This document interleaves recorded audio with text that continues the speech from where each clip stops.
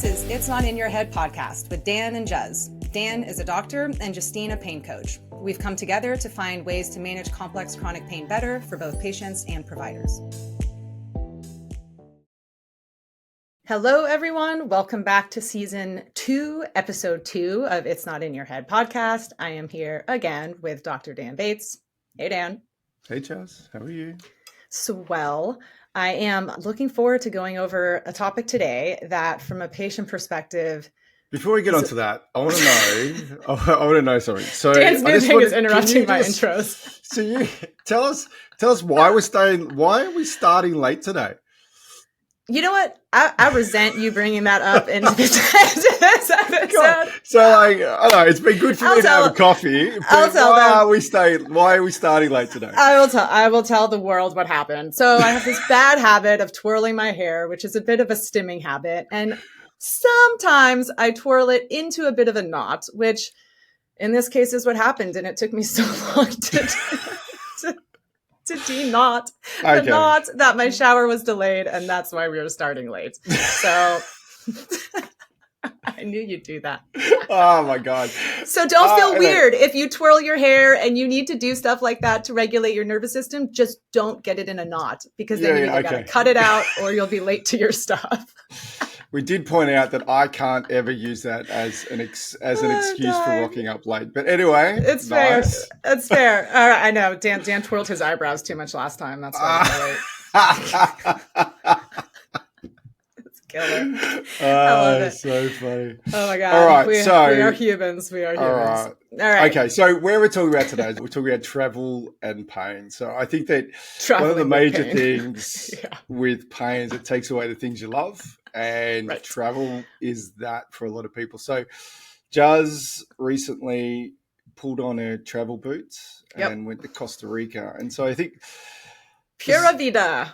Yeah. And I think there was obviously a lot of learning, and we had a lot of discussions both before and after with that. And I think that's something that we wanted to be able to share with everybody. So Juz, over to you.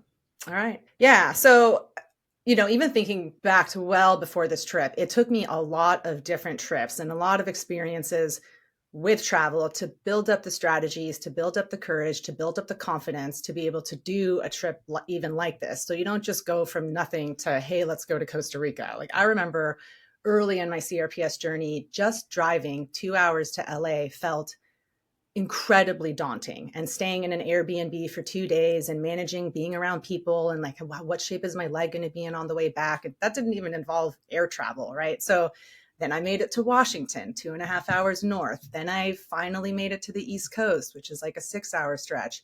And so over 5-6 years at this point is how I've built up, the ability to do more and get smarter, more okay with the things that it takes for me to travel, both mentally and physically. And so if you're in that space where the world still feels very, very small, I get it. I have been there too. And in ways I still feel that, and we'll talk about that in this episode. But there is undeniable progress if you can challenge yourself to keep stretching those boundaries and to just inching out further, beyond your comfort zone and challenging yourself to do harder and harder things, because each thing that was harder than the last and you survive and you're like, oh my God, I didn't die. That was really hard. It was really painful. There were tough, spots I'd really like to forget, but I did it. It does help you feel like you can do more, and then eventually you do. So we're going to go through different strategies within each phase of travel, pre-travel, during travel itself, post-travel recovery, and go through some different examples of things that I specifically did to better manage this trip so that you can apply it to your, future goals. And we've talked about in past episodes with pain, it's really important to have goals, right, Dan, and things that you're working towards, and the hopes and dreams and stuff that you want to get back after not being able to do it for so long for various reasons. So managing symptoms requires forethought. It requires strategy, communication, boundaries, pacing, and most of all, some acceptance around the realities of it being difficult, and like not allowing some of those sad pieces to rob you of the joy and the overall happiness that the experience itself can provide. Because it can be mentally and emotionally difficult to be faced, especially if you're younger, with a lot of things I can't do, or I got to do differently, or I got to sit that one out, but it's worth it if the upsides outweigh those downsides. And that has to be a conscious effort and something that you kind of cultivate. And even from a mindfulness perspective, choose to pay attention to and create so that it is worth it. Like this trip for me, worth it, even though it was really hard. Yes. I think it's interesting. We'd never talked about that whole point that you've, gradually extended how far you go. And it's kind of like the letterbox program of it travel. Is for travel. It is. Name for it, but the travel program. Yeah. So I like that. I hadn't thought about that. And also the point you just made then about, just traveling short distances. I think even, to go and see people, whether it be you're going to drive. Social things, right.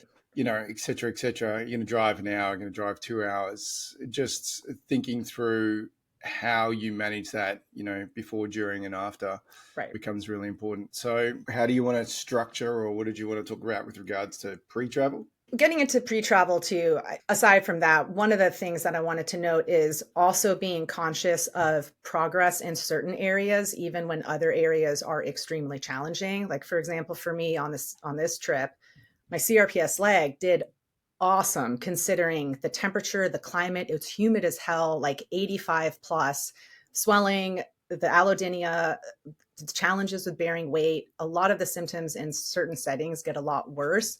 I actually was still able to do like almost 9,000 steps a day, which I paid a price for. It was very hard, but I could do it. Whereas before, at home, I'm averaging like 6 to 7. Years ago, it was more like 4 to 5. And pre-stim, it was more like 2 to 3. So my leg did way better.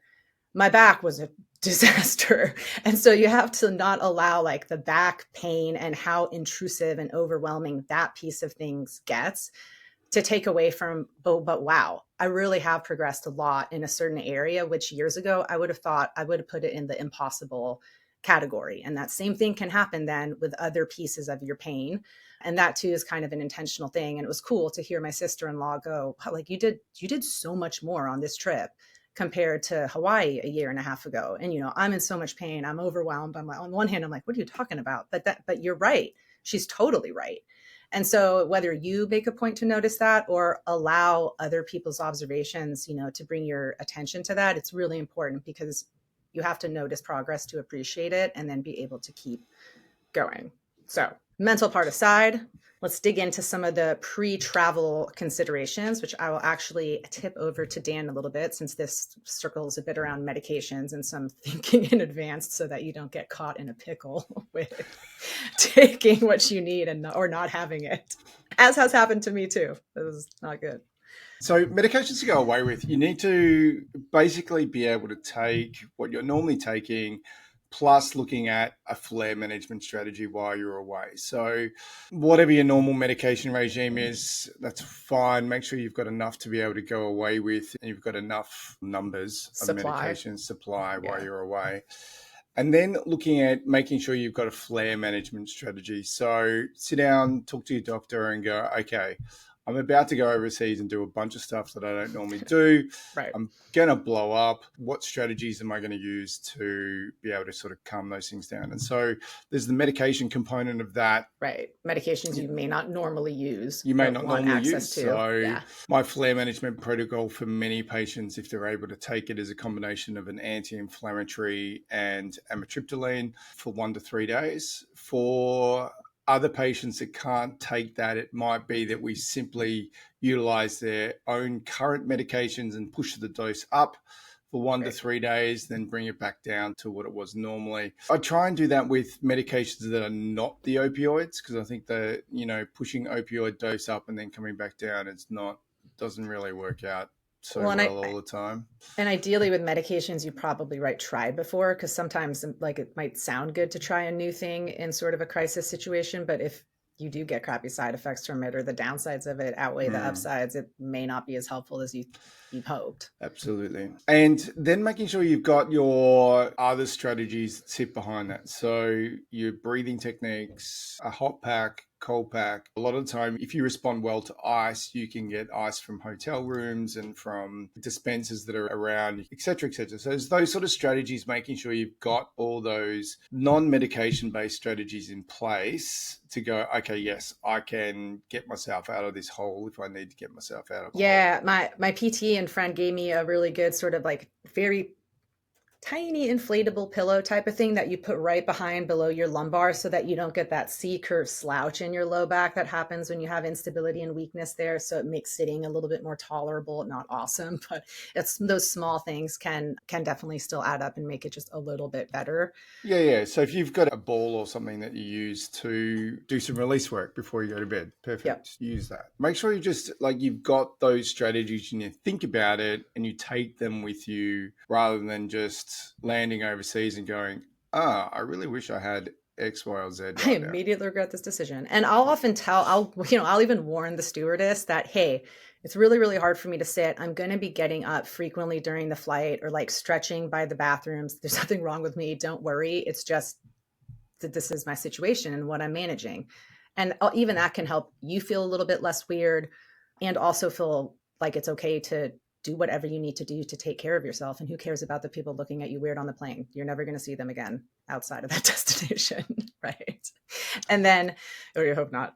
And then Dan, you do a little bit of a holiday program or kind of management strategy around procedures. Before we step into the holiday program, I wanted to mention one website that's really useful. So one of the things, if you're taking medications overseas and then you're bringing them back into the country, there is limitations on what you can take into a number of different countries. So we'll put the website up on our website, which is called the INCB Country Regulations for Travelers, and it's the United Nations Office for Drugs and Crime website. So sounds hardcore. However, it's a fantastic website. It's got truckloads of different countries on it that you can download their regulations for what you can take into the country, what you need to carry with it. So do you need a doctor's letter? Do you need a copy of the original prescription, right, which you do in many cases? Depending on the schedule of drug too. Yeah, how much you can take in. So a number of countries you can take in, say, 7 days. If you're coming into Australia, you can bring up to 3 months. So there's different things along those lines. That website is like really, really useful, and it will stop you from getting arrested for carrying, opioids into countries you shouldn't take opioids into because they lock you up forever. So yeah, I'm not cut out. I'm not cut out for Costa Rican jail. No. So great website, really useful, just takes out all the hassle of making, an inadvertent mistake. Right. Yeah. That sort of ticks off the medications and conservative side. So one of the things that I have found over the years is that patients will come and see me and I'll essentially implement what I refer to as the holiday program now. Generally where this comes from is that someone will come and see me and we'll have a conversation. We'll be talking about their 10 years of pain. And what had happened is that we get through, I'd come up with a complex, multi-step plan. Dan's ready for the 6 month to 1 year triage. Yeah, how we're going to sort this out. And we'd go, yeah, I'm going away in 2 weeks. Is there any way you can make my pain go away? I'm like, oh. Okay. That's like completely different angle. And so, right. And that's fair. Yeah. Oh, no, it's fair. I don't mind. But it sort of actually sparked one of my questions I ask everybody now is sort of, what do I need to do for you before you leave today? Right. Because what that does is that allows them to go, oh, yeah, by the way, I'm going on holiday in 2 weeks. Right. Which then means like I can cut to the chase and go, okay, holiday program. Yeah. So when I'm looking at the holiday program, so when I'm looking at somebody normally, I'll be looking to try and work out what the diagnosis is. I'm then going to work out how I'm going to treat it. And then I'm going to work out how we go through a reconditioning program to sort all that sort of stuff out. And we'll then be managing, psych consequences, et cetera, et cetera, et cetera. Yeah, the whole downstream effect. Yeah. So we're trying to work out a million things. When we're trying to go away on a holiday, what we're trying to do... Which is why we did our last episode on how to prepare for consults covering a million things, which is the total opposite of the holiday program. It was total opposite of the holiday program. And so for the holiday program, what I'm trying to do is just take away somebody's pain. Now, you can do that, okay, but it only lasts for a short period of time. So if someone comes in with lower back pain, and they're like, hey, Dan, just make it go away for a bit. That's when I will then you can do some cortisone injections. So you can, and that sounds like, oh yeah, you do them all the time. Well, I don't actually do that much cortisone injections because it doesn't last. It only lasts for like 2 to 3 weeks and then pain comes back. I then shift to, okay, this is either going to be, it's either going to be a 5-1 facet, a sacroiliac joint, or it's the S1 nerve root. And instead of trying to work it out, because the treatment for them are all different, you just inject them all. Yeah. Pain settles. Call it a day for now. Yeah. There's no diagnostic value, but hopefully just quality of life value. You get, that's a 3-week holiday. Right.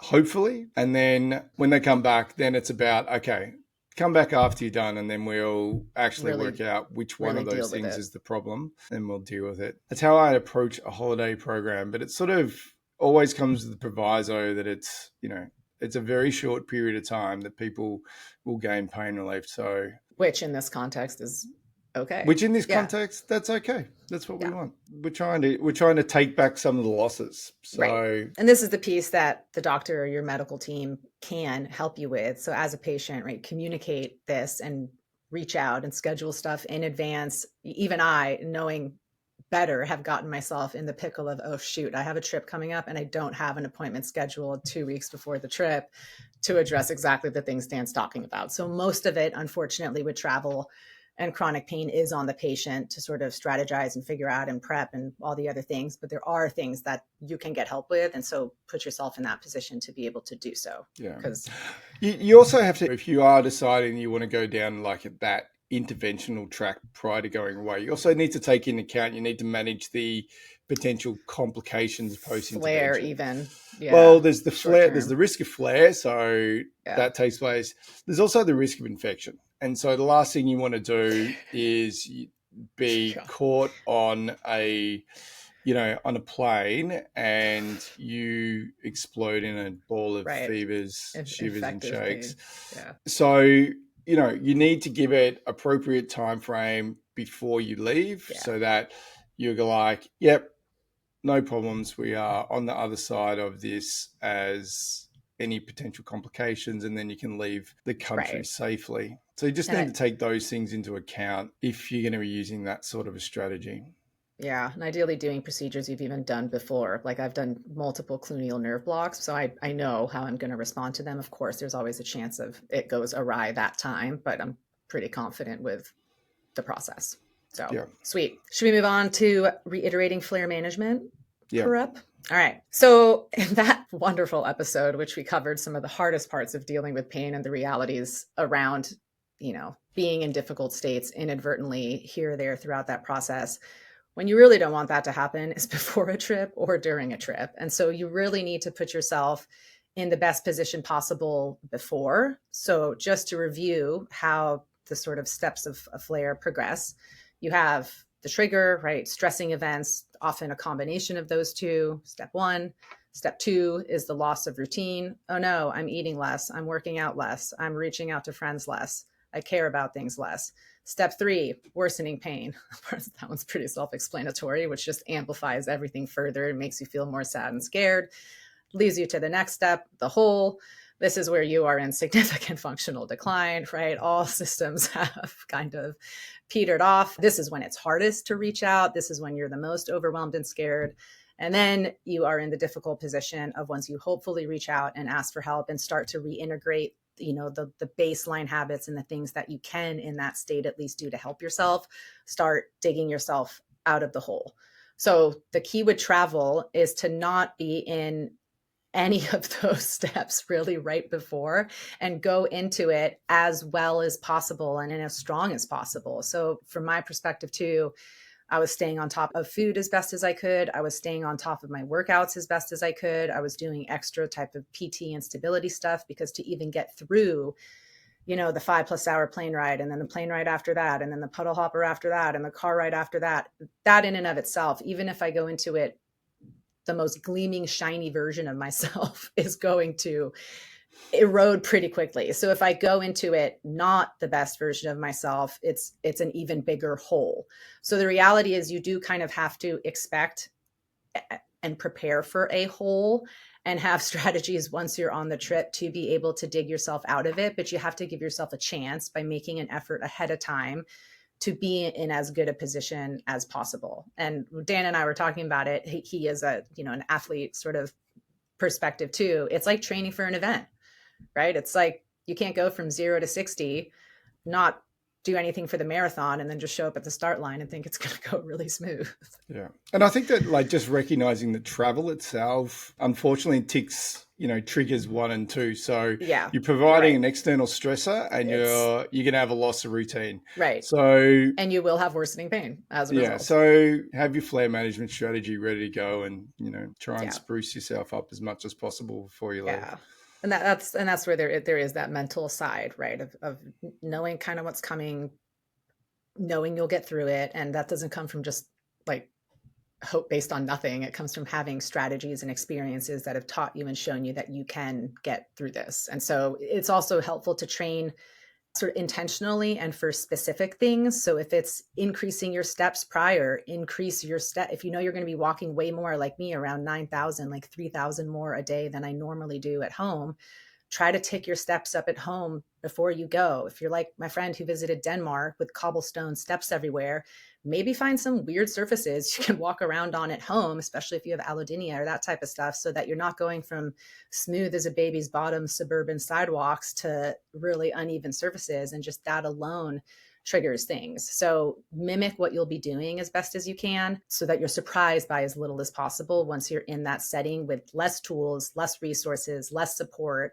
That's the hard part of travel. I have here sort of a bit of a personal example around why, it was so challenging for my back, for example, on this trip, but I don't know that we need to get into a whole bunch of details from it. It's basically just, right, I have pelvic instability, loose ligaments. The more that pelvis teeter-totters as my gait breaks down because I am stepping a lot more and doing a lot more, the only response my body has to hold me together is to spasm like hell, which is then what makes sitting excruciating, walking further excruciating, inhibits everything else. So you really quickly get into that part of the steps of the flare where like I'm in the hole and I'm in the jungle.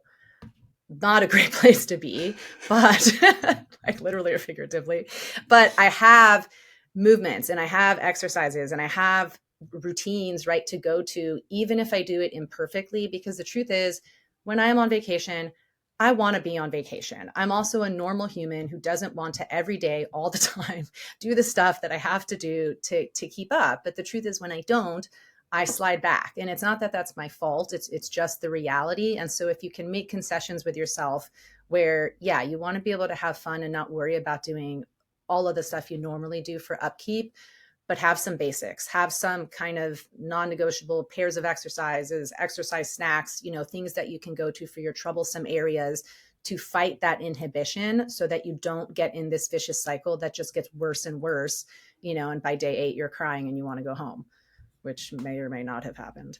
So, Okay. But that's the hard part is you have to help yourself, and you can. It's just as tough sometimes when you're not in your own environment and you don't want to do it as much, but it's important too. So travel itself, this could kind of go in the pre-trip or post-trip bucket, but we just pulled it out into its own section. Don't be afraid to use wheel chill service or other things that make travel easier for yourself. This can be really hard when you're young, when you have a dynamic disability, when you don't look like you're disabled. It doesn't matter. It's a form of pacing. And if it's something that if you only have 6,000 steps to work with, don't blow your whole load walking from one place to the terminal, and then you're destroyed on the flight and you arrive in a flare. It's not worth it. And it doesn't, who cares if people look at you? Again, people will be weird. They'll make you feel uncomfortable. Sometimes they will ask, why are you in a wheelchair? What is wrong with you? Number one, it's none of their business. And it would be nice if you didn't have to deal with that at all. But usually if you just give kind of a short, but like even courteous response. Yeah. Like you don't owe anyone being nice, but it's pretty easy to diffuse the situation and just do it for yourself, because it will allow you to arrive in better shape. And it can be hard emotionally, but it just is a lot smarter overall, depending on what your challenges are. This is the half glass full angle on that. So I don't know, however many years ago, I had a stress fracture in my left hip. And I was traveling to the US and I was on crutches, and I'm on my crutches going through LA airport, and some lovely person comes up to me and says, "Sir, please come this way." And I skipped the 3-hour line at customs. Oh my God, it was so good. I was thinking I could probably bring crutches every time.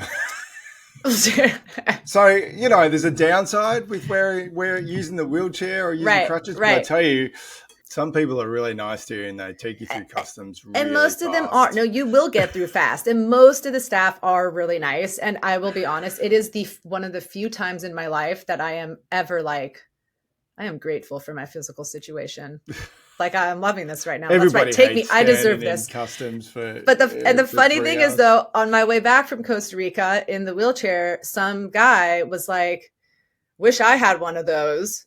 And on one hand, it's just like, it's so triggering and it makes you so angry, but whatever. I get it. But that's that want to swap type of situation where it's like, no, you don't. You definitely don't. You haven't spent a day in my shoes, a day in my life. You have no clue what I wouldn't do to trade not needing this stupid wheelchair to be able to skip the line. It's a want to swap moment. So do what you need to do for yourself to make travel easier. That's the goal. And for POTS too, things like compression, right? It doesn't always have to be outwardly obvious things, but kind of back to things that make the plane ride easier. Anything you can think of along those lines is helpful. So just ignore the haters and the jerks and do what you need to do for yourself. That would be my advice. All right. That's like advice for life. It is.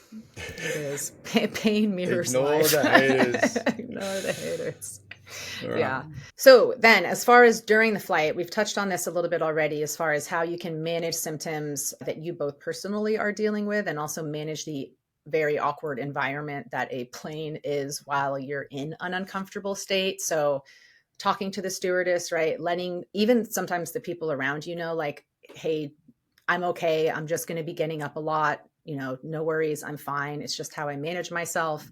Because a lot of the rules and regulations that they have on airplanes are so that a bunch of people don't congregate, or, you follow the seatbelt sign type of things. But these are extenuating circumstances. And similarly, as wheelchair service people, almost anyone who works on a flight is going to be very kind and understanding, and in fact, ask you if there's anything that they can help you with. And it just helps make you feel less weird about doing the things that you need to do to help yourself. So don't be shy, communicate those things, pull out all the tools, and don't let it bother you. Sit in an aisle seat. Yes, my God, always. Yes. So for me, it's a great example. My left leg is the CRPS one. So I always get an aisle seat so that I can stick my left leg out. Be careful that you do not get run over by the drink cart.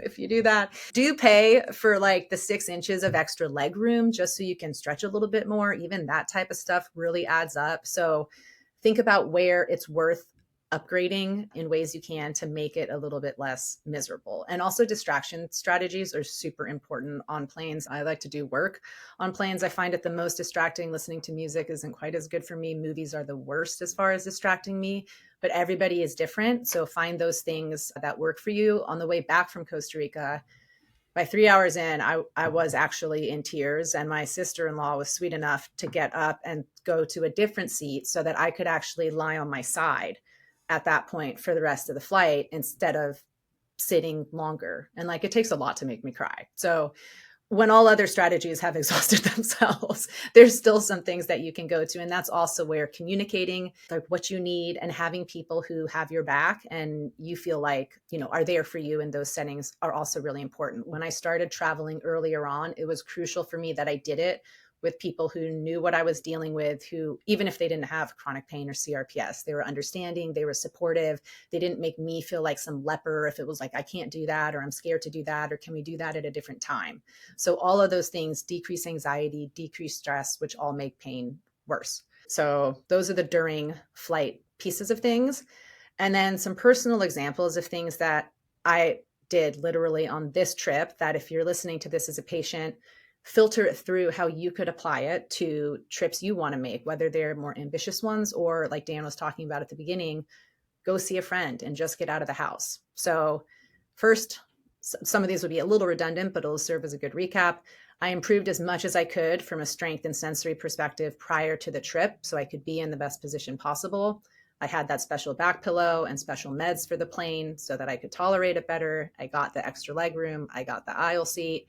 I had loose, more comfortable shoes that wouldn't freak my foot out more and create that kind of claustrophobic stuck feeling that makes swelling even worse, and compression as needed to control swelling.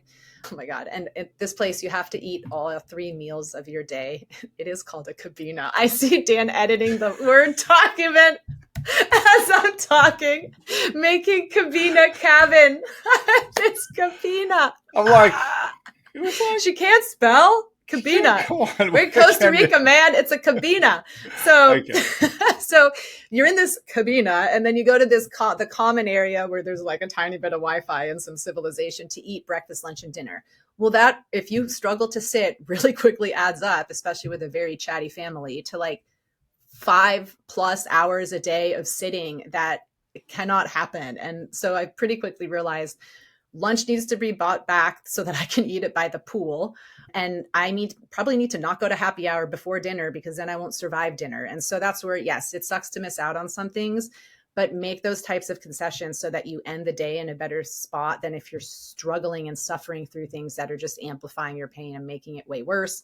When I did go to the happy hour stuff, we found lounge areas where I could actually lie like more horizontal and not be forced to be sitting if I could help it. I had my cane so that at times I could stand at dinner, right? Alternate sit to stand instead of, again, being trapped in a chair for 2 hours while my mom talks, which is a challenge in and of itself. I have learned that it is a requirement. I know this sounds a little bougie and I did not grow up like this, but if you can have a pool where you vacation or some body of water that is both soothing from a cooling perspective and like anti-gravity, it helps a ton with some of the positional challenges with my back and with the swelling in my leg. So that was a really, really helpful way where, I thought you were about to say that it's really, really useful to have a pool to be able to get away from your mum. But like, I was so sitting, like, I was like, okay, here we go. This is actually going to be pretty funny. And then it was just like, The pool's for everyone, unfortunately. But, and that also helps because like, right, I look fit, I look healthy, but I cannot go on 8 out of 10 hikes that are possible in this setting. So at least if you have somewhere that you can be, that is peaceful, relaxing, beautiful, gorgeous, different than what you would experience at home, it helps that FOMO.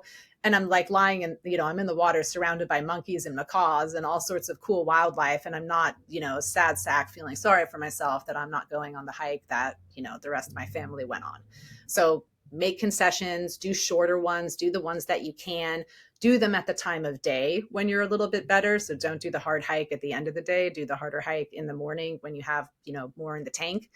Save steps, from a pacing perspective for if you do stuff later. And if you have stuff earlier the day before, be mindful of being in a place where you can kind of recover and prepare for some of the activities that you want to do the next day. Have activities themselves that help distract you and manage pain. I love photography. That's kind of one of the artsy things that I like to do. So even though I'm super uncomfortable and in a lot of pain, every great shot I get, every, click, click, ooh, it's like this little dopamine hit that makes it more worth it and distracts you from how crappy you kind of feel. And then at the end of the whole experience, you have all these wonderful things to look back on instead of just, wow, my back really hurt that whole time. So whatever that is for you, it might be drawing, I don't know, try to integrate those things intentionally.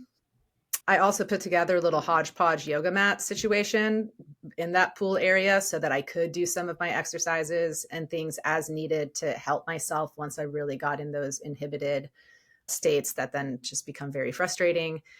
And I did my best, right, to communicate my needs and how I was doing as clearly as possible at different points with what I can do, what I can't do, what do I want to do, and what is absolutely not going to happen, no matter how much other people want me to do it. So boundaries are really important. They're not the funnest, but you get better at it. That's my non-exhaustive list. But thanks for sharing. I look after people with pain all the time, but I only see them for a short period of time, which is just not representative of their life. And just, where I understand the effects on some people, that in itself sounded hard. Honestly. It was really hard. It's very, and just hard to manage the pain piece of that. And so anyway, thanks for sharing. I appreciate it. I think most people listening to this have probably got pain and they sort of go, yeah, we live that. For those of us that don't have chronic pain, with me being one of them, thank you for sharing. Makes us understand more. Thanks. No, I appreciate it. And that's the hard reality is while you're having this great time and once in a lifetime experience, you are internally fending off a lot of grief and a lot of dark thoughts are fluttering by, and you become sort of a specialist at having this very awkward coexisting experience that is very sad and is very hard. And you're like trying to hold it together because you're around other people and you can't just crumble and, just let like the ball of yarn just totally undo itself. So it is a double-edged sword. And that's the hard reality of travel, is that there is no way around having to think about this stuff and having to face this stuff, but still it's worth it, and that's why I talk about with my patients all the time. It's not just about decreasing pain. It's about increasing joy. And sometimes that does come at the cost of more pain, but it's still this escalation in the right direction overall. And learning how to manage that dichotomy is really, really important as a pain patient, because you can do both and it's okay. Yeah. So I think it is important to talk about, because I think it goes with that like invisible disease like term I hate, because it's not invisible. It's just, what are you going to do? Cry and scream the whole time? If you can't, then you can't function or have a good time. So thanks, Dan. Oh, no, it's kind of easy because I saw the lead up to this and how much you were working, etc. And I saw the aftermath, which we're about to talk about. But just getting an understanding of the bits in between, like, which may or may not look like normal activity to other people, but when it's so well thought out and it's taking place for specific reasons. Anyway, I was going to say it's lucky you do like trend up the spectrum a little bit, because it helps being able to do all this stuff so you can create a list. Well, I did this for my newsletter. I don't know if for myself I would have been like, look at all the things I have. But I mean, this is what it becomes, whether more automatic or something that you as a patient sit down and strategically go, okay, right. Like I've been at this for a long time. So it is more intuitive and natural and obvious for me. But I too had to sit down and think about it for a second and go, oh, wow. Yeah, there is a lot that you consider, in the background. And if you're not considering these things, these are a lot of the reasons why travel is impossible. But if you do consider these things, it is more doable. So that's why I am open about it and willing to share, because I hope it helps people feel like they can do more. And I think that, like, if you do have Jaz's skill base where she can just, generate a bazillion, that awesome. But if you don't, I think being able to sit down with somebody you're going to travel with, or even if it's somebody you're not going to travel with, and just go, hey, I need to talk through this thing of what am I going to do for myself when I develop pain while I'm overseas. Right. And just that process of you being able to talk through it with someone, that will then be able to generate, okay, these are the strategies I can implement. Right. And if you're able to write them down, and then when you forget about them and, you're overseas, then you can go, okay, I'm going to do number 3 now. Here we are. Right. Here we are. Right. Just strategies along those lines, because I think that not everybody is capable of, structuring things the way you were or you are. And I think that we just need to, some people just need to touch base with friends, family. Yeah. Talk to the dog and talk through it. See how you go. Yeah, and a lot of people process more through conversation, right? Are you an internal or an external processor? And asking your spouse or your partner, like, hey, not in a judgy way, but hey, where and when do you notice I struggle, right? What are your observations of XYZ? And if you can look at that without it being a sort of a judgment or a critical type of feeling it evokes, that can also help bring stuff to the surface. Yeah. Okay. Great The point. aftermath, All right. post-travel. The aftermath. God, I've tried to get better at, but it is a perpetual struggle. I mean, you have to basically recover, or rather integrate recovery days into your schedule when you come back. You can't come back on a Monday and go back to work on Tuesday. You can't come back on a Sunday and go back to work on Tuesday, really, either. I've tried different variations of this. It's hard because when you take 10 days off, you naturally are like, I can't afford to take more time off. But people take 2-week vacations all the time and life goes on. In Australia, they take a whole month off at Christmas. So either take a shorter vacation so you have more time off on the other side, or bookend it with weekends, whatever way is realistic given your occupation and what you have to do.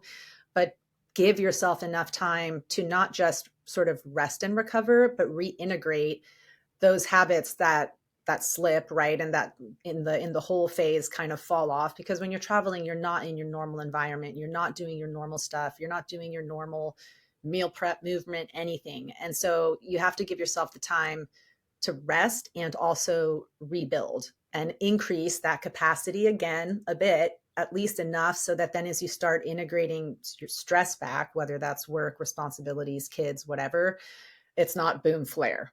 Because now you're coming in at your weakest point.